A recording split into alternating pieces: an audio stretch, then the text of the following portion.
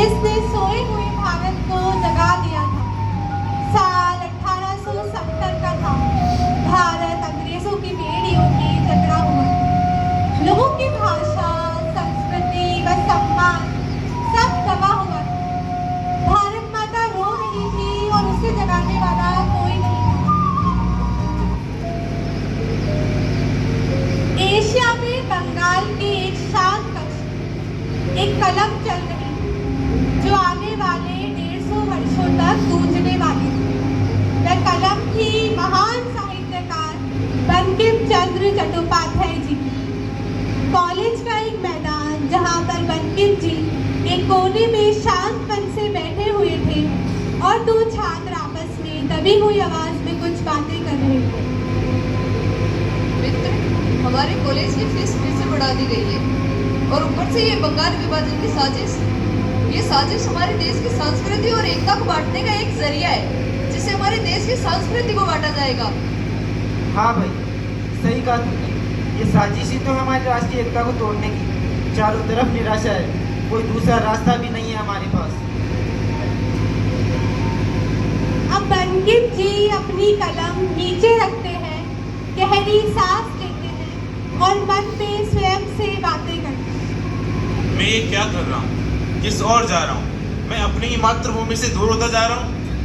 आज सारा हिंदुस्तान अंग्रेजी शिक्षा और हुकूमत के तले दबे हुए हैं। हमारी अपनी मातृभूमि, फिर भी हम पराधीन। वो हमें अपनी मातृभूमि का सम्मान करने से भी रोकते हैं। गॉड से तो प्रीत करने को मजबूर करते हैं। पर इस माँ, हमारी धरती माता का क्या? नहीं नहीं, मुझे कुछ करना होगा। हाँ,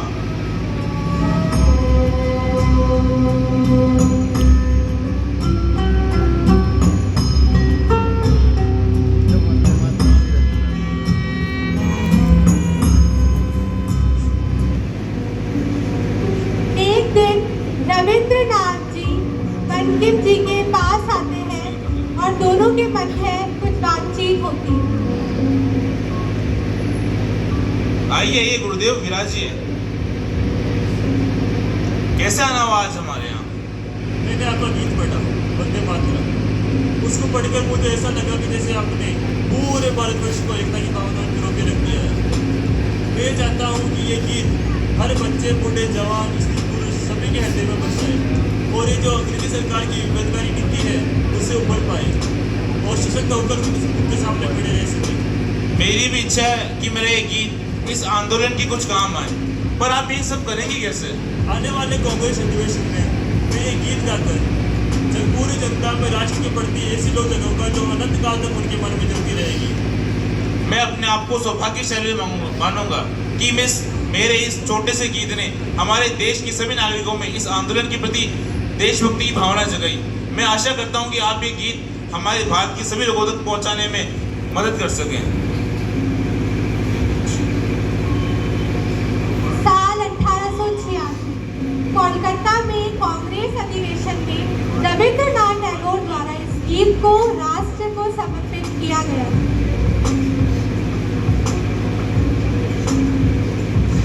साथियों, हमें राष्ट्र के लोगों को मातृभूमि के लिए प्रेरित करना होगा। आज का अधिवेशन सिर्फ प्रस्ताव और भाषणों तक सीमित नहीं है। आज हमें एक ऐसे भाव की आवश्यकता है जिससे हम संपूर्ण राष्ट्र को एक सूत्र में बांध सके। इसलिए मैं आमंत्रित करता हूँ गुरुदेव रविंद्रनाथ टैगोर को। मैं कवि हूँ और कवि का कार्य सिर्फ सौंदर्य रचना नहीं बल्कि समाज की चेतना को जागृत करना भी है। इसका एक ही रास्ता है, संगीत। मेरे मित्र बंकिम चंद्र चट्टोपाध्याय ने एक गीत लिखा था जिसे मैं आज राष्ट्र को समर्पित करता हूँ। वंदे मातरम, वंदे मातरम। एक दिन बंकिम जी अपने कक्ष में घूम रहे थे और विचार कर रहे थे। तभी एक अंग्रेज अधिकारी उन्हें देख लेता है, उनके पास आता है और सुनो वह उनसे क्या कहता है।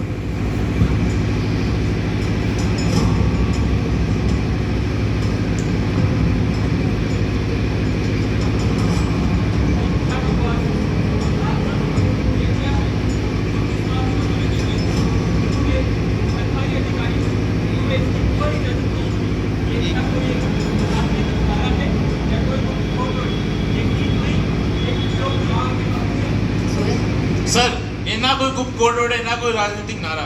ये हमारी माँ, धरती माँ की वंदना, आप इसका अपमान ना करें। हमारा गीत आपसे पेश किया जाता है।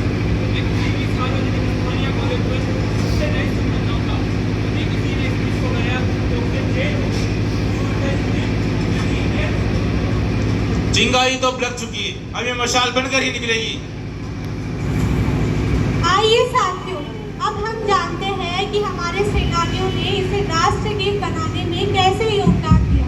सेनानियों द्वारा गीत का प्रचार प्रसार करते हुए सुनो रे भैया, सुनी सुनाई बात सुनाते हैं। मातृभूमि की वंदना करो, हम ये आज तुम्हें बताते हैं। मातृभूमि से अपनी शान, अपनी पहचान है। मातृभूमि के लिए सब कुछ बलिदान है। भाई, हम इस गीत वंदे मातरम को जन जन तक कैसे फैला रहे हैं? हम इसे पर्चों के माध्यम से, गुप्त पेटकों के माध्यम से फैला रहे हैं। और वैसे भी हमारे जैसे क्रांतिकारी तो इस गीत को जमीन पे उतार ही रहे हैं। तुमने सुना ही होगा, कांग्रेस अधिवेशन के समय जब रविंद्रनाथ टैगोर जी ने इसे गाया तो सभी को मंत्र मुक्त कर दिया था। ये गीत केवल बंगाल का नहीं, संपूर्ण भारत की आवाज बन चुका है। साल 1905, हवा में कुछ बदला बदला सा है। स्वतंत्रता संग्राम की लपटें महसूस हो रही है।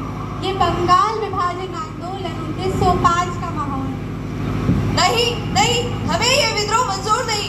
अंग्रेजों ने इस विद्रोह के जरिए हमारी एकता को तोड़ने की कोशिश की है। हमारे पास तो बस एक ही नारा है, वंदे मातरम। हाँ भाई, तुमने सही कहा। आज हमारा हर जुलूस, हर रैली इसी मंत्र वंदे मातरम से शुरू हो रहे हैं। आज ये हमारा बीज मंत्र बन चुका है। मित्र, क्या तुम्हें किसी की आवाजें सुनाई दे रही है? हाँ भाई, कहीं से आवाजें तो आ रही है। अरे हाँ, मैं तो भूल गई। अंग्रेजों ने वंदे मातरम पर प्रतिबंध लगा रखा है। हाँ, प्रतिबंध? क्या वे हमारी मातृभूमि के प्रति हमारे ऊपर प्रतिबंध लगा सकते हैं? वे चाहे कितने भी प्रतिबंध लगा ले, चाहे कितनी भी लाठियां बरसा ले, हमारे मुंह से सिर्फ एक ही आवाज निकलेगी, वंदे मातरम, वंदे मातरम, वंदे मातरम। तभी एक अंग्रेज अधिकारी उन्हें वंदे मातरम कहते हुए सुन लेता है। वंदे मातरम, वंदे मातरम, तुम्हें इस गीत की बगावत के लिए मना किया गया था, ठीक क्यों? वंदे मातरम, वंदे मातरम, वंदे मातरम, वंदे मातरम, वंदे मातरम, वंदे। और इतनी लाठियां खाने के बाद भी वे वंदे मातरम कहना जारी रखे। कौशल आज से 150 वर्ष पहले एक गीत लिखा गया था, वंदे मातरम। समय बदला, पीढ़ियां बदली, लेकिन इस गीत की भावना नहीं बदली।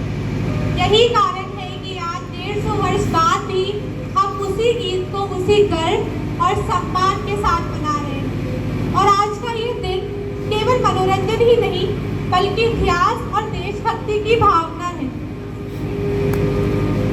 भाई, आज ये हलचल कैसी है? ये खुशी का माहौल कैसा है? भाई, इस वर्ष वंदे मातरम गीत को पूरे 150 वर्ष पूरे हो चुके हैं। अब तो ये एक इतिहास बन गया है।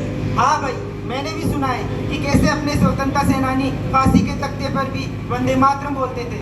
और ये सुनकर भी आज भी हमारे रोंगटे खड़े हो जाते हैं भाई। हाँ भाई, कुछ लोग तो इसी सिर्फ सरकारी गीत मानते हैं, जिसका कोई मतलब नहीं है। नहीं भाई, ये सिर्फ सरकारी गीत नहीं है। बंकिम बाबू ने इसे सिर्फ स्वतंत्रता सेनानियों के लिए या अंग्रेजों के लिए नहीं लिखा, इसे मातृभूमि की सेवा और वंदना के भी लिए लिखा है। हाँ भाई, तूने सही कहा। आज देश की सीमा पर खड़ा सिपाही हो या सफाई करने वाला कर्मचारी या कोई भी साइंटिस्ट हो या स्टूडेंट, माँ भारती को सभी की जरूरत है। और मुझे ये लगता है कि वंदे मातरम गीत का इसमें कार्य ये है कि सभी अपना काम देश की सेवा मान कर करें। हाँ भाई, सही कहा तुमने। ये पिछले 150 वर्षों में भी उतना ही प्रभावशाली था और आने वाले 150 वर्षों में भी उतना ही प्रभावशाली रहेगा। हाँ भाई।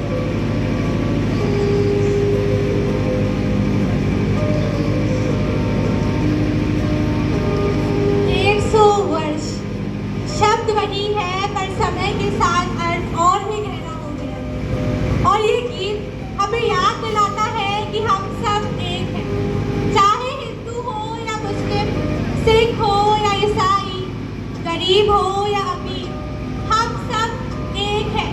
और हम सबका एक ही नारा है, वंदे मातरम! वंदे मातरम!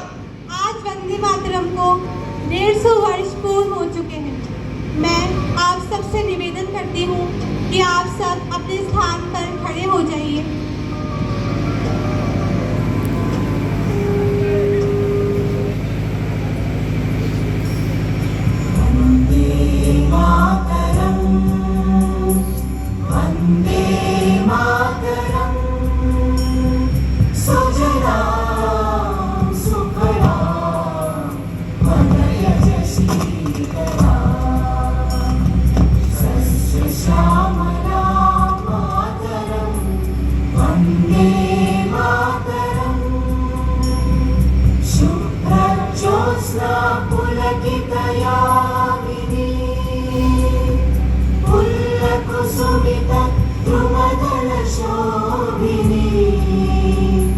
सुहासिनी सुमधुर भाषिणी